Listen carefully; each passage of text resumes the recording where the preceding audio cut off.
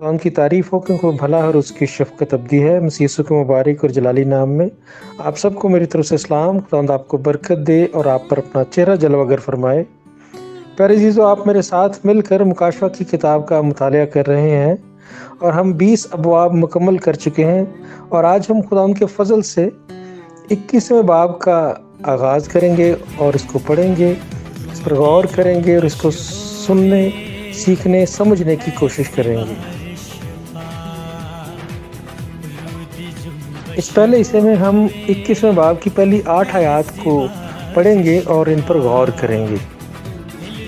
कलाम खुदा में मुकाशवा की किताब 21वें बाब की पहली 8 आयत में यूँ लिखा है, फिर मैंने एक नए आसमान और नई ज़मीन को देखा, क्योंकि पहला आसमान और पहली ज़मीन जाती रही थी और समुंदर भी ना रहा। फिर मैंने शहर मुकद्दस नए यरूशलेम को आसमान पर से खुदा के पास से उतरते देखा और वो उस दुल्हन की मानिंदा रास्ता था जिसने अपने शौहर के लिए सिंगार किया हो। फिर मैंने तख्त में से किसी को बुलंद आवाज़ से ये कहते सुना कि देख, खुदा का खैमा आदमियों के दरमियान है और वो उनके साथ सुकूनत करेगा और उसके लोग होंगे और खुदा आप उनके साथ रहेगा और उनका खुदा होगा और वो उनकी आंखों के सब आंसू पोंछ देगा। इसके बाद न मौत रहेगी, न मातम रहेगा, न आहो नाला, न दर्द। पहली चीज़ें जाती रहीं। और जो तख्त पर बैठा हुआ था उसने कहा, देख, मैं सब चीज़ों को नया बना देता हूँ। फिर उसने कहा, लिख ले, क्योंकि ये बातें सच और बरहक हैं। फिर उसने मुझसे कहा, ये बातें पूरी हो गई। मैं अल्फ़ा और ओमेगा यानी इब्तिदा और इंतहा हूँ। मैं प्यासे को आबे हयात के चश्मा से मुफ्त पिलाऊंगा। जो गालिब आए वही इन चीज़ों का वारिस होगा और मैं उसका खुदा होऊंगा और वो मेरा बेटा होगा। मगर बुज़दिलों और बेईमानों और घिनौने लोगों और खूनी और हरामकारों और जादूगर और बुत परस्तों और सब झूठों का हिस्सा आग और गंधक से जलने वाली झील में होगा। ये दूसरी मौत है। आमीन। मेरे प्यारे अज़ीज़ों, 21वां बाब दर हकीकत खुदा और इंसानों के इकट्ठे रहने के ना ख़त्म होने वाले दौर की झलक हमें दिखाता है। अब्दियत के इस दौर में पिछले 7000 सालों के दौरान खुदा के साथ रिश्ता बनाने वाले लोग खुदा के साथ रहेंगे। दूसरे लफ्ज़ों में ये वो लोग होंगे जो खुदा के पैमाने पर पूरे उतरे, गुनाह, बदी और इब्लीस पर गालिब आए और खुदा की निजात यानी उसके इकलौते बेटे पर ईमान लाकर अब्दियत में जाने के लायक ठहरे।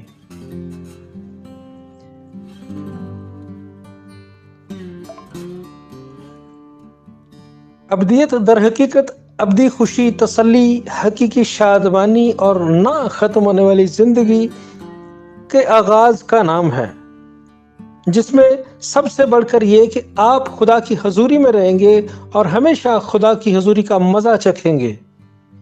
प्यारे अज़ीज़ों, जितने भी रूहानी लोग हैं वो हमेशा खुदा की हजूरी के लिए तरसते रहते हैं। इस ज़मीन पर, इस फ़ानी जिस्म में जब हम रह रहे हैं तो हमें खुदा की हुजूरी की कितनी ज़रूरत पड़ती है, हर वक्त, हर रोज़, हर हफ्ता, हर महीने, हर साल, क्योंकि खुदा के बगैर हम कुछ भी नहीं है। और जब हमारी ये उम्मीद पूरी होगी और हम अब्दियत में चले जाएंगे और हमेशा खुदा के साथ रहेंगे और उसके चेहरे की किरणों के नूर से बरकत पाते रहेंगे, तो ये एक ऐसी खुशी है जिसको लफ्ज़ों में बयान नहीं किया जा सकता। याद रखें कि मसीहत में ही सिर्फ खुदा का इंसानों के साथ रहने का तस्वर मौजूद है। यही वो सच्चाई है जो मसीहियों को दुनिया की सारी कौमों से मुनफरिद और गालिब आने वाले लोग बनाती है कि हम वो लोग हैं दर हकीकत जो खुदा के साथ रहने के लायक ठहरेंगे। और खुदा की ये दावत सबके लिए मौजूद है। वो किसी का तरफदार नहीं है, वो सबको अब्दियत में शामिल करना चाहता है। जो उसके बेटे पर ईमान लाते हैं, जो उसके नाम पर ईमान लाते हैं, जो उसके कलाम और उसकी निजात पर ईमान लाते हैं, वही अब्दियत और निजात को हासिल करते हैं। जैसा कि 21वें बाब की पहली ही आयत ये बयान करती है कि फिर मैंने एक नए आसमान और नई ज़मीन को देखा, خدا نے مقدس یوحنا کو وہ نظارہ دکھایا، وہ حقیقی شہر اور وہ حقیقی آسمان اور وہ نئی حقیقی زمین دکھائی جس میں خدا ابدیت میں اپنے لوگوں کے ساتھ رہے گا جن کو وہ بچائے گا۔ اور یاد رکھیں کہ پرانے اور نئے عہد نامے میں خدا کے نبی نئے آسمان اور نئی زمین کا پہلے بھی ذکر کرتے رہے ہیں۔ مکاشفہ کی کتاب کے لکھے جانے سے پیشتر خدا اپنے نبیوں پر یہ بھید مسلسل کھولتا آیا ہے کہ وہ اس زمین کو ختم کر دے گا اور ایک نئے آسمان اور نئی زمین کی وہ بات کرتے رہے ہیں۔ اگر آپ کلام خدا میں یسایہ کی کتاب کے 65 باب کی یسایہ کی کتاب کے 65ویں باب کی 17ویں اور 18ویں آیت کو پڑھیں تو وہاں پر آپ کو پتہ چلے گا کہ خدا نئے آسمان اور نئی زمین کو بنائے گا۔ اور پھر زبور 102 کی 25 سے لے کر 27ویں آیت تک پڑھیں گے تو وہاں پر بھی یہ بات کی گئی ہے۔ پھر نئے عہد نامے میں پطرس اپنے دوسرے خط کے 3 باب کے 12ویں اور 13ویں آیت میں اس بات کو بیان کرتے ہیں کہ آسمان اور زمین جو ہے وہ نئے بنائے جائیں گے، اور یہ جو اس وقت زمین ہے اور یہ جو آسمان ہے یہ ختم ہو جائیں گے، اور یہ خدا جو بھسم کرنے والی آگ ہے، آگ نازل کر کے زمین کو اور آسمان کو پگھلا دیں گے۔ یہ سب خدا کی منہ کی آگ سے پگھل جائیں گے، ختم ہو جائیں گے۔ یہاں یہ سوال پیدا ہوتا ہے کہ کیا وہ جگہ جہاں خدا خود رہتا ہے وہ بھی پگھل جائے گی؟ نہیں پیارے عزیزو، خدا کی سکونت گاہ جو ہے وہ جو ہم جس آسمان کو دیکھتے ہیں، جس آسمان کو ہم آسمان سمجھتے ہیں، وہ اس سے کہیں دور ہے۔ آسمانوں کا وہ حصہ جس میں ابلیس اور اس کے فرشتے بستے تھے، جن کو نیچے گرا دیا گیا خدا کے حضور سے، سب سے نچلے والے حصے میں وہ رہتے تھے، جس کا ذکر پولس رسول بھی کرتا ہے کہ ہماری لڑائی شرارت کیوں روحانی فوجوں سے جو آسمانی مقاموں میں بسیرا کرتے ہیں۔ اور یہ آسمان جو ہماری حد نگاہ سے ہمیں نظر آتا ہے، نیلا آسمان، یہ سب ختم کر دیا جائے گا۔ یہ سپیس، یہ آسمان اور وہ جگہیں جہاں ابلیس اور اس کے فرشتوں کو رہنے کے لیے جگہ دی گئی تھی، پہلے ان کو وہاں سے نکالا گیا مکاشفہ کی کتاب کے 12ویں باب میں، اور پھر اینڈ پر مکاشفہ کی کتاب یہ بتاتی ہے کہ 1000 سالہ بادشاہت کے بعد یہ سب ختم کر دیے جائیں گے۔ زمین کو مکمل طور پر ختم کر دیا جائے گا، آسمان کو بھی، وہ آسمانی تصور جو انسانوں کا ہے ان سب کو ختم کر دیا جائے گا، لیکن خدا کی جو سکونت گاہ ہے وہ اس کو کچھ نہیں ہوگا، وہیں سے خدا بیٹھ کر سب کچھ کنٹرول کر رہا ہوگا۔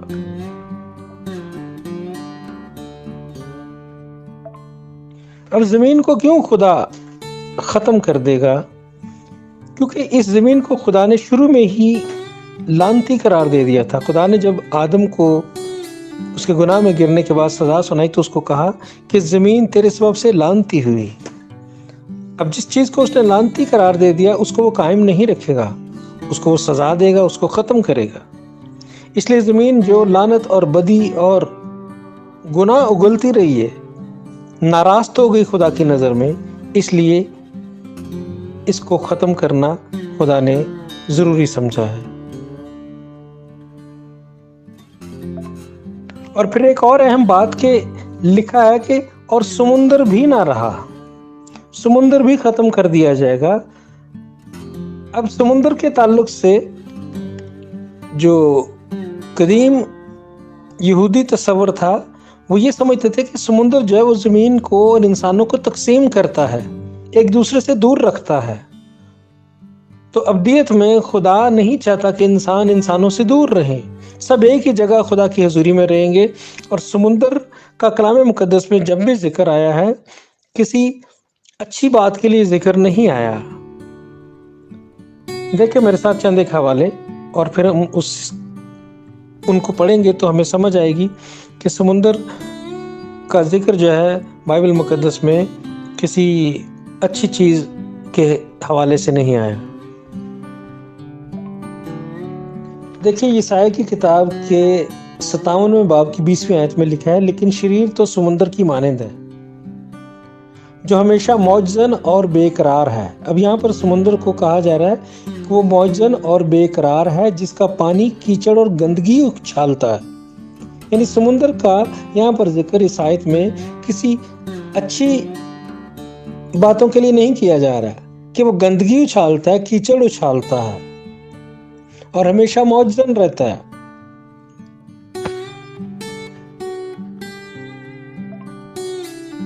دیکھیں زبور 99 کی 9 آیت میں لکھا ہے، سمندر کے جوش و خروش پر تو حکمرانی کرتا ہے، تو اس کی اٹھتی لہروں کو تھما دیتا ہے۔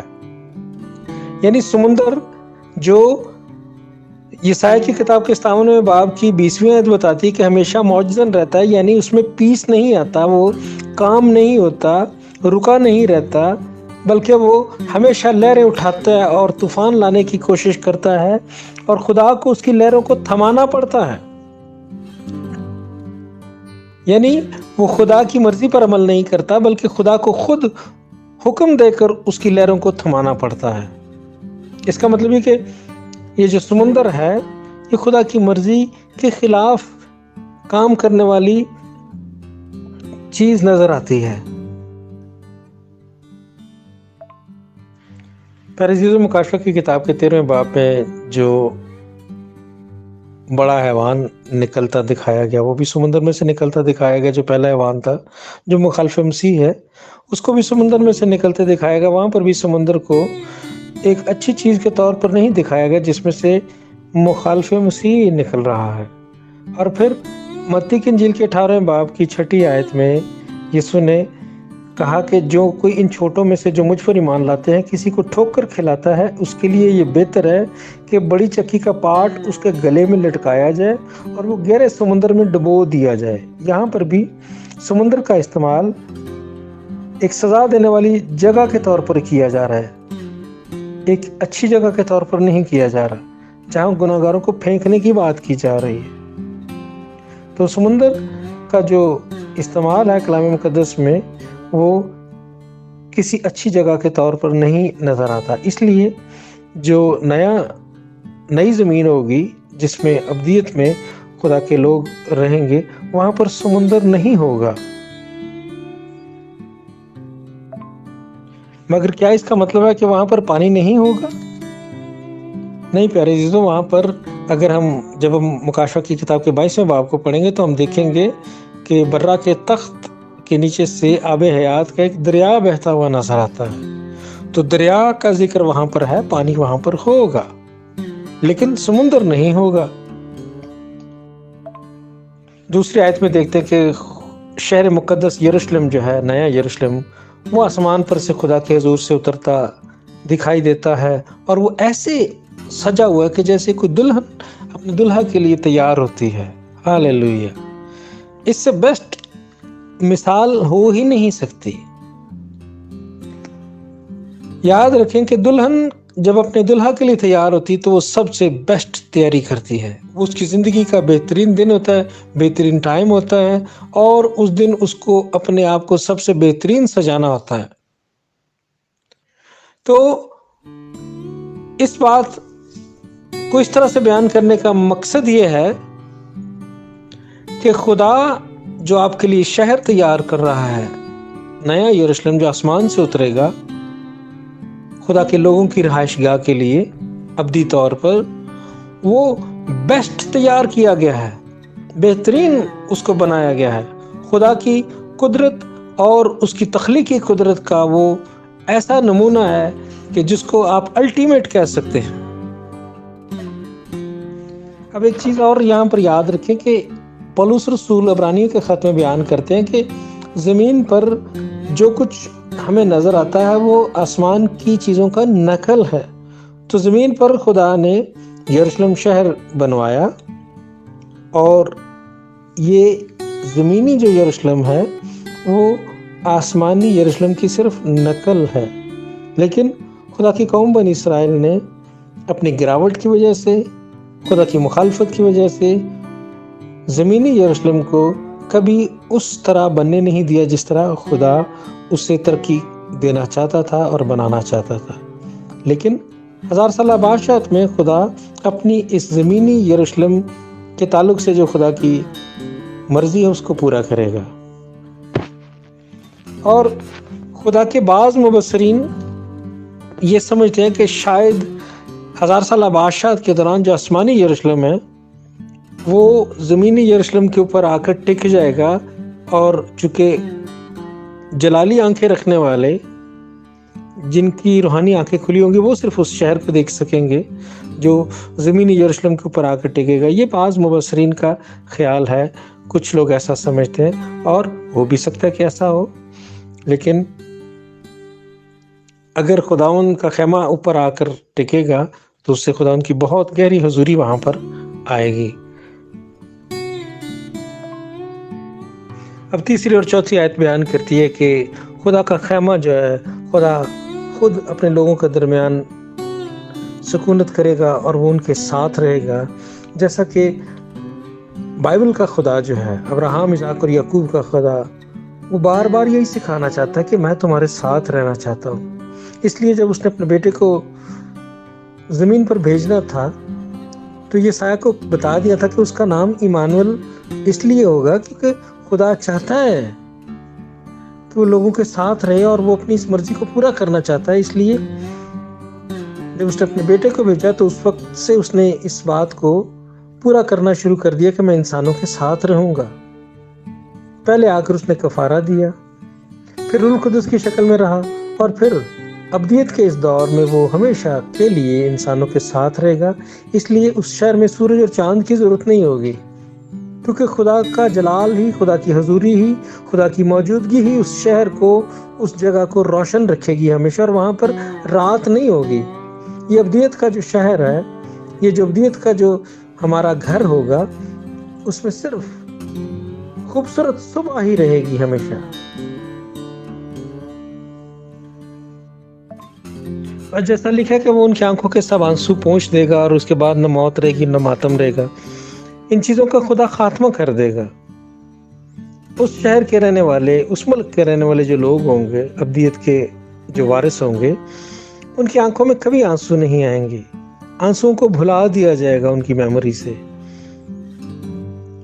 اور انہیں غم بھی نہیں کبھی یاد آئے گا۔ نہ موت رہے گی نہ ماتم رہے گا، کوئی آہ و نالہ نہ ہوگا، اور پہلی چیزیں سب ختم ہو جائیں گی۔ ہر طرح کی دکھ دینے والی جو چیزیں ہیں انسان کی زندگی سے، وہ ختم ہو جائیں گی۔ اس لیے نہ وہاں پہ کوئی بیمار ہوگا، نہ کوئی دکھی ہوگا، نہ غمزدہ ہوگا، نہ کوئی لالچی ہوگا، نہ کوئی وہاں پر لڑاکا ہوگا، نہ غصہ کرنے والا ہوگا، نہ کوئی وہاں پر غیبت کرنے والا ہوگا، نہ کسی کو کوئی چغلی کرنے والا ہوگا، نہ وہاں پر ہسپتال ہوں گے، نہ تھانے ہوں گے، نہ کچہریاں ہوں گی، نہ اس میں کوئی پولیس اسٹیشن ہوگا، نہ کوئی فوجیں ہوں گی، نہ اسلحہ ہوگا۔ تو یہ سب تاریکی کی چیزیں جو ہے یہ ختم کر دی جائیں گی، اور صرف ابدی خوشی، تسلی، شادمانی کا ایک ایسا نہ ختم ہونے والا دور شروع ہوگا جس کو ہم لفظوں میں نہیں بیان کر سکتے۔ اور پیاری سی، تو اب اس بات کا یہ مطلب مت سمجھیے گا کہ ابدیت شاید ایک بوریت والی جگہ ہوگی، ایسا ہرگز نہیں۔ وہ حقیقی شادمانی اور تسلی اور خوشی سے بھرپور جگہ ہوگی، اور وہاں بہت سی ایکٹیویٹیز ہوں گی، وہاں زندگی ہوگی، وہاں ایکٹیویٹیز ہوں گی بہت۔ اگلی آیات میں یسوع مسیح جو الفا اور اومیگا ہے، یعنی ابتدا اور انتہا، وہ کہتا ہے کہ میں پیاسے کو آب حیات کے چشموں سے مفت پلاؤں گا۔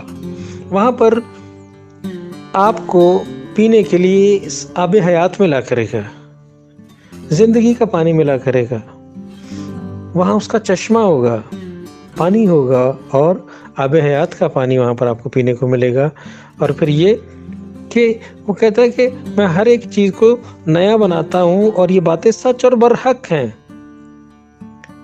کیونکہ خدا تخلیق کرنے کی قدرت کا مالک ہے، اس لیے وہ ہر ایک چیز کو آپ کے لیے نیا بنا رہا ہے۔ آپ کے لیے اس نے بیسٹ پلان تیار کیا ہے۔ اس لیے ہم خدا کا جتنا شکر کریں کم ہے، کیونکہ اس نے ہمارے لیے ایک بہترین فیوچر بنا رکھا ہے۔ ज़मीन पर इंसान अपने फ्यूचर से के मुतालिक हर वक्त फिक्रमंद रहता है, लेकिन जो ईमानदार होते हैं, जो खुदा को जानते हैं, जो बाइबल पर ईमान रखने वाले लोग होते हैं, जो यीशु के लहू से धुले हैं, उनको पता है कि उनका फ्यूचर खुदा में महफूज है। उनके लिए एक हकीकी शहर आसमानी यरूशलेम तैयार किया गया है, जिसकी खूबसूरती को अगली आयत में बयान किया गया है। तो हम उस शहर के मुंतज़िर हैं। अबरानियों के खत में पौलुस रसूल भी, जो पुराने अहदनामे के मुक़द्दसीन थे, उनका जिक्र करते हुए ये कहते हैं कि मगर अबरानियों के खत उसके 11वें बाब की 16वीं आयत में वो कहते हैं कि मगर हकीकत में वो एक बेहतर यानी आसमानी मुल्क के मुश्ताक थे, इसलिए खुदा उनसे यानी उनका खुदा कहलाने से शर्माया नहीं, चुनाचे उसने उनके लिए एक शहर तैयार किया। हालेलुया। खुदा ने शुरू ही से अपने लोगों के लिए जो शहर तैयार किया है उसका वो उन्हें बताता आ रहा था, और कलीसिया को फिर उसने खुलकर उसके मुतालिक बताया। मेरे प्यारे अज़ीज़ों, 7वीं आयत हमें याद दिलाती है कि अगर हम गालिब आएंगे गुनाह पर, बदी पर, मौत पर, जिस्मानी ख्वाहिशों पर, और खुदा के बेटे के लहू से धुल कर साफ हो जाएंगे और नई पैदाइश का तजर्बा पालेंगे, तो फिर ही हम इस आसमानी शरीयत को हासिल कर सकेंगे, उस नए यरूशलेम में रहने के लायक ठहरेंगे जो उसने आपके लिए और मेरे लिए तैयार किया है। लेकिन अगर हम बुज़दिल हैं, बेईमाने हैं, घिनौने हैं, खूनी हैं, हरामकार हैं, जादूगर हैं, बुत परस्त हैं और झूठे हैं, तो फिर हमारा हिस्सा आग और कंदक के से जलने वाली झील में होगा, जो दूसरी मौत है। तो हमें इन सब चीज़ों पर गालिब आना है। ये डिटेल जो 8वीं आयत में बयान की गई है कि बुज़दिलों, बेईमानों, घिनौने लोगों, खूनी और हरामकारी, जादूगरों, बुत परस्तों और झूठों को उस शहर को देखने की भी जो है ना वो इजाज़त नहीं दी जाएगी। उनको पहले ही मार दिया जाएगा, उनको आग और गंधक की झील में फेंक दिया जाएगा, जो दूसरी मौत है। और मुबारक वो हैं जो दूसरी मौत में शरीक नहीं होंगे, जो नई पैदाइश पा लेते हैं वो दूसरी मौत में शरीक नहीं होंगे। तो इन बातों पर गौर करें और अपनी ज़िंदगी को खुदावंद के लिए बाबरकत बनाएं और अपने उस आसमानी यरूशलेम की तरफ निगाहें लगा कर रखें जिसको खुदावंद ने आपके लिए तैयार किया है। खुदावंद आपको बरकत दे। God bless you all.